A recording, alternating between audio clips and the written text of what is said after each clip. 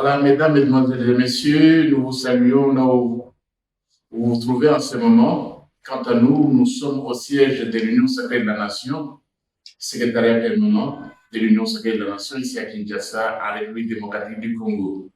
Nous sommes en train de nous préparer à suivre demain mercredi 25 septembre 2024, le président de la République, son Excellence Félix Antoine Tshisekedi Tshilombo, chef de l'État, haute autorité politique de l'Union sacrée de la Nation, se trouve à New York, aux États-Unis d'Amérique, pour participer aux travaux de la 79e session de l'Assemblée générale des Nations unies. D'après le programme qui nous a été communiqué, notre chef de l'État interviendra demain entre 9h et 2h45 ou 14h45, lors de New York aux États-Unis. Il aura à prendre la parole comme chef d'État de la République démocratique du Congo. Son intervention, en fait, sera précédée d'autres, des chefs d'État, des membres des Nations Unies. Je crois que le président du Brunei va prendre la parole un tout petit peu avant le chef de l'État congolais. Il y a aussi le chef de l'État des Honduras qui va prendre la parole.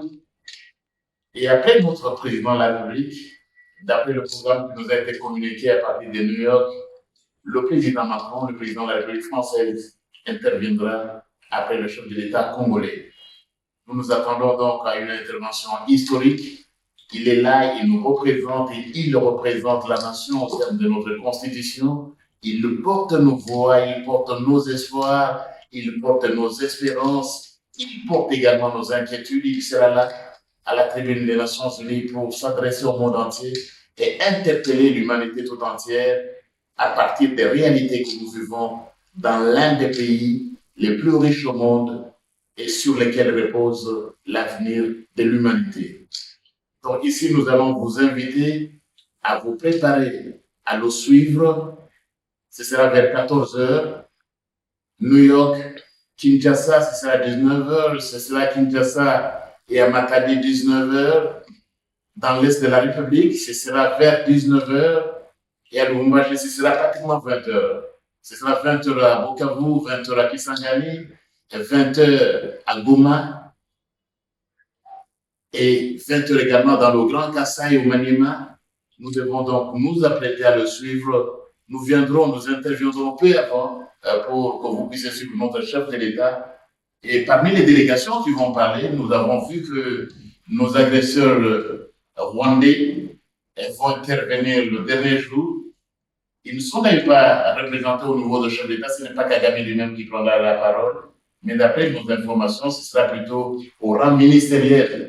Et vous comprenez que la diplomatie agissante, mais ni depuis que Félix Antoine Tshisekedi Tshilombo est aux affaires, cette diplomatie est effectivement en action, parce que lui sera là.